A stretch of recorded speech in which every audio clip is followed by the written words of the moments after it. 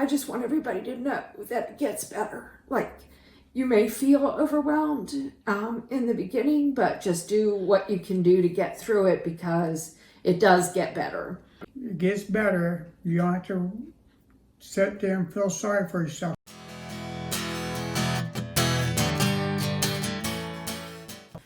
Hi, I'm Teresa Bennett, I'm Paul Bennett. and we're here to talk to you about the day that Paul had a stroke.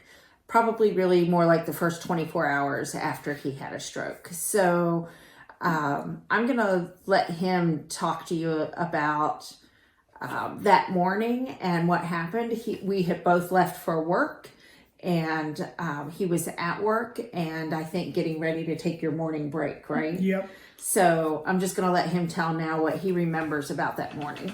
Okay, I was at work, and we're out in the field, and it's about 10 o'clock, so we said take a break.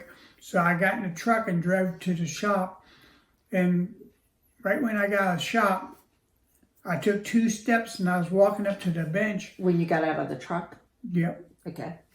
And then I started walking up to the bench where everybody's sitting at, and all of a sudden my right side just went off. It just wouldn't do nothing. And one of the guys said, hurry up and get him in the van because he's having a stroke. The guy was served in the Navy. He knew all about the strokes. So he took me to the hospital, and it was only about 4 miles from work. So he took me there, and security guard said, we got him. Just don't worry about the van. Park wherever you want. And they took me in there, and I blanked out for a while. And I woke up, and they had me on the bed, and they got my phone, but they couldn't get into it. And I said the password for them, and I blanked out again. And I woke up again, and I told my wife's name, and said they found her number on my phone, and they called her, and I was going in and out of it all the time. And they asked me if I wanted a shot that's supposed to help you recover from the stroke. So I said yes. And then next thing I know, I woke up, my wife was there. Okay, so now let me talk a little bit about what happened for me during that time period. So I was at work, and we were hiring somebody new in our department. So I was having a meeting with somebody in HR to talk about posting that position. And whenever I'm in a meeting, I turn the ringer off on my phone. I did see a couple of numbers come up on my phone with calls, but they weren't numbers that were in my phone. So I just ignored them, and then I turned the phone over so I wouldn't see them. And this was just a 30-minute meeting. It wasn't very long. But I came out of the meeting, and then I saw that I did have a missed call from Paul, and I also had a voicemail. So I was calling to listen to the voicemail from, and it was from his manager, his supervisor, and he was telling me that he had had a stroke. And at the same time, my phone was ringing while I was listening to that message. So I went ahead and switched over and answered the phone. And it was his supervisor again. So I talked to him, live at that point. And he told me a little bit about what had happened and that they had taken him to the hospital. And I said, okay, can you call John? That was the name of the guy that took him to the hospital, and tell him to, let Paul know that I'm on my way. And I basically just grabbed my purse and left. The hospital was about a 20-minute drive from my work. And I, of course, was concerned and upset, and it was the first time that something had happened to him when I had not been there. He's had some incidents with blocked arteries and stents he's had to have put in for, blocked heart arteries and things like that. And I'd always been there when those things occurred. So it was upsetting to me that I wasn't there when this happened. So I'm trying to drive calmly, and I realized that I just left everything on my desk. I left my laptop up and running. I left my dirty dishes sitting there from my breakfast. So I called one of my coworkers, and I let her know that that I was on my way to the hospital and what was going on. And I asked her if she would please clean up my desk area. I still at that point had not notified my supervisor because I just left. So she said sure, she would take care of that, clean up my desk area for me. And then when I got to the hospital, I saw John, the guy that had brought him to the hospital, and he told me a little bit about what happened. And then I went in to the emergency area, to the room that they had Paul in, and I saw him and he saw me, and he started crying and I started crying, and we both got very emotional. And he wasn't really talking very well. Like he talked to me, but it was hard for me to understand what he was saying.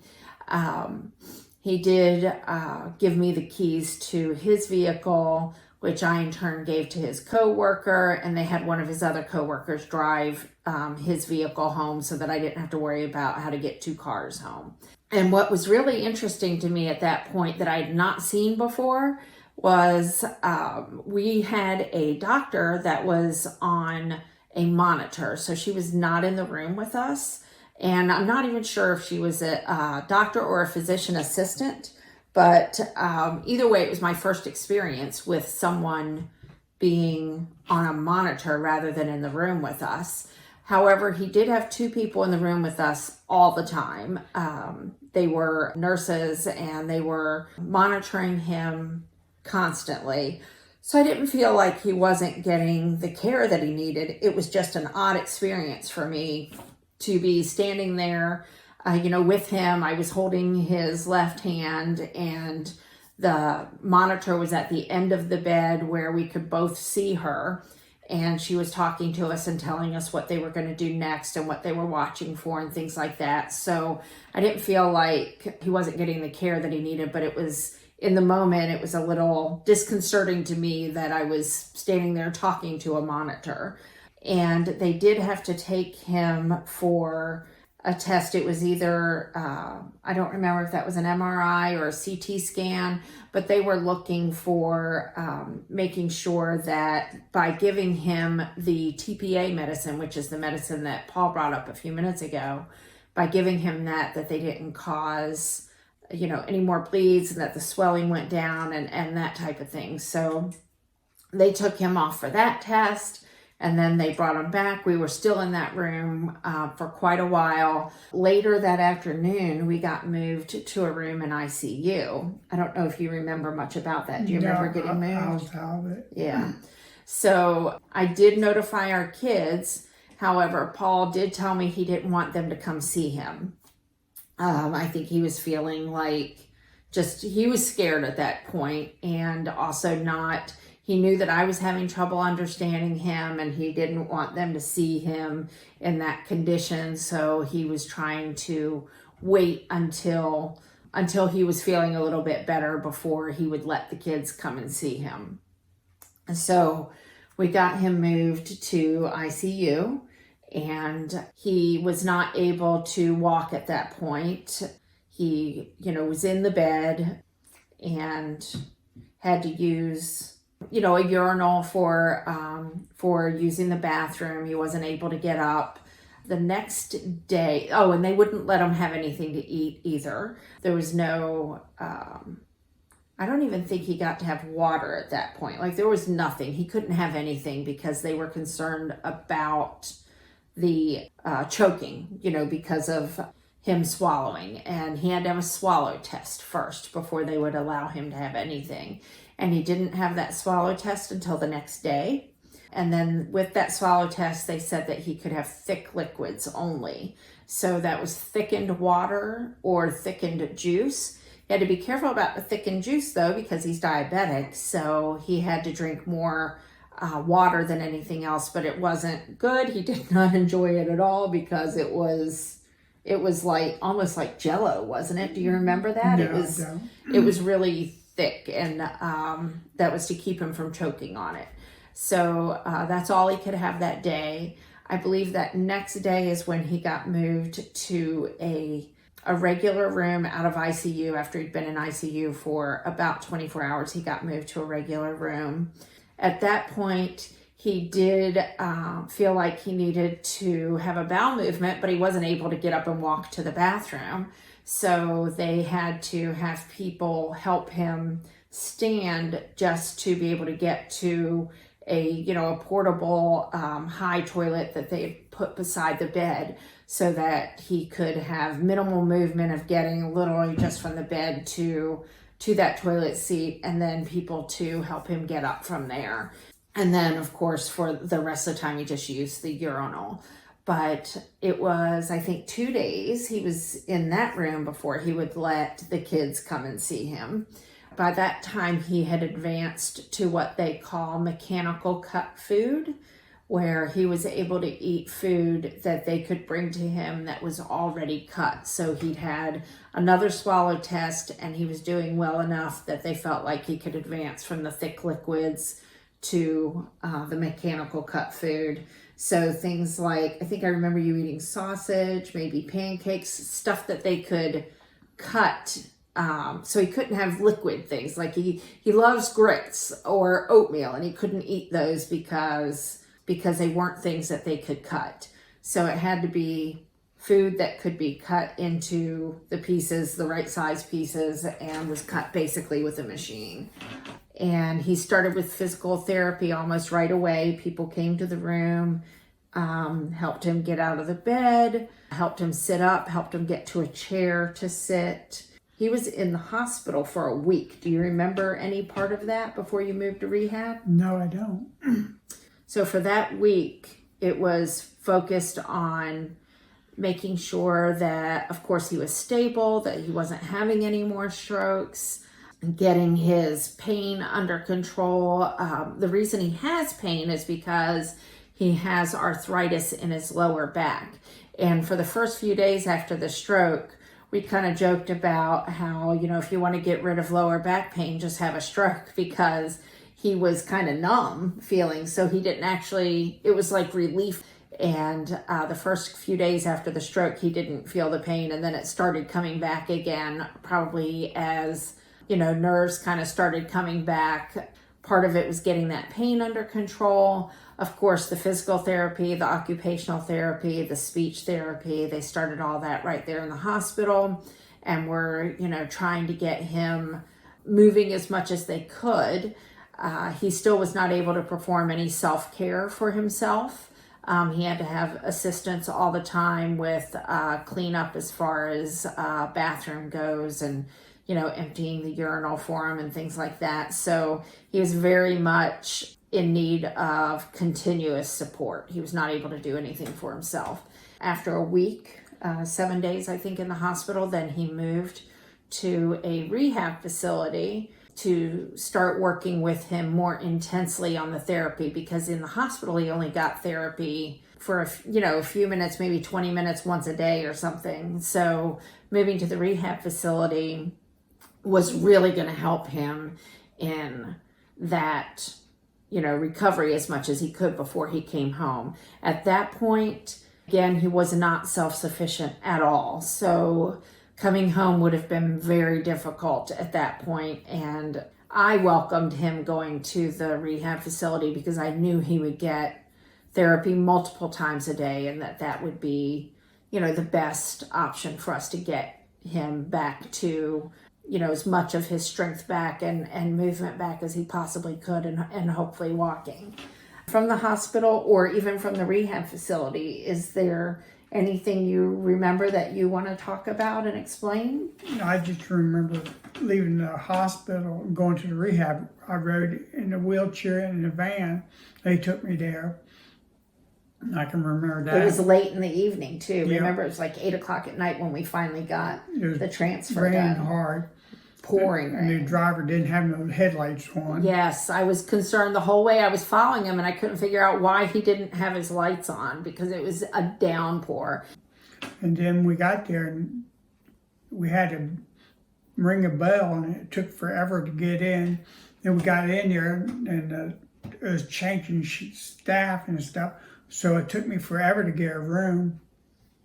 And to get settled in that room. And remember, the nurse had to come in and ask us, I think, 100 questions at that point, right? Yeah, and then she said she'd be right back, and I never got nothing to eat. Then she asked me, I think it's about midnight when she asked all those questions. And I was trying to go to sleep, and she kept telling me, I got to ask some more questions. So, wasn't fun at first. No, but it ended up being a great facility Yes. after that first night. It was tough that first night, and we didn't have a good first impression of the rehab facility. But after that, it ended up being a good place. I think that when this happened, when he had the stroke, it was just so, I'm not even sure how to explain it. I felt like I was in a fog. I finally remembered the next day to call my manager and say, hey, I'm not there and haven't been there, and I don't know when I'm going to be there. And I explained the situation, and he was very understanding. His father had had a stroke, so he knew exactly what I was going through and what was going on. And he was very supportive and told me to take whatever time I needed and to not be concerned with it.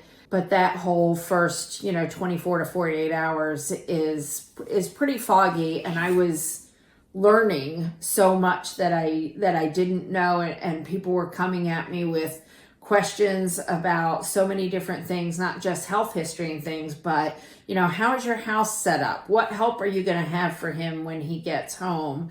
Decisions that we had to make about where he was going to go for rehab, and even if he was going to go for rehab, right? That decision had to be made first, and then where is he going to go? And all of the medical terminology that I was trying to learn, and then also trying to keep my children calm. They're adults, thankfully, when this happened. They were young adults, and I don't think we mentioned that actually at the beginning of this. Paul's stroke was in May of 2017. And so it's been a little over 2 years as of the making of this video when he had a stroke. But it was just overwhelming, the things that there were to deal with and think about and be concerned with. And I know that other wives are dealing with this too, and I just want everybody to know that it gets better. Like, you may feel overwhelmed in the beginning, but just do what you can do to get through it, because it does get better.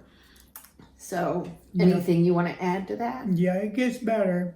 In rehab, they taught me how to walk again. I don't walk too real good, but I walk. It's so hard.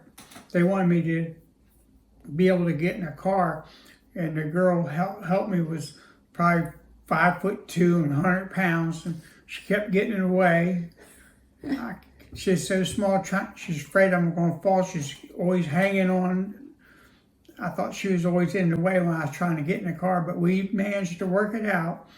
Yeah, and he told her later he was sorry he was fussy with her when she was trying to teach him how to get in and out of a car. I tried, and I never got my right arm to move yet, and we tried everything, and we're still working on it. So it still might move. We're not going to give up hope on that. And I want to tell you why we're doing this too. So we're making these videos because we do want other people to understand that there is hope, and that things will get better, and that you may be feeling like you're kind of drowning in the beginning, but it will get better. And Paul wants to share tips and things that he's learned in the last couple of years about how to do things for himself, even though he doesn't have the use of his right hand, which is his dominant hand. So he's had to learn how to do things with his left hand, and not just doing them with his left hand, but only with his left hand. So he has things he wants to share with everybody. There are times that we've purchased things to make it easier for him, but there are also times that he's just figured out how to use what we've got and how to make it work for him. It gets better. You don't have to sit there and feel sorry for yourself. Just try your best and see what happens for you. So we're going to try to do one of these kind of videos every week to either have a Q&A session where if you guys have a question, anybody watching this video, if there's some particular topic you want us to talk about, then, comment below this video and let us know that, and we'll try to incorporate that into a video. And otherwise, we'll also be sharing just our experiences with you. So we hope you've enjoyed watching the video, and we'll see you next time.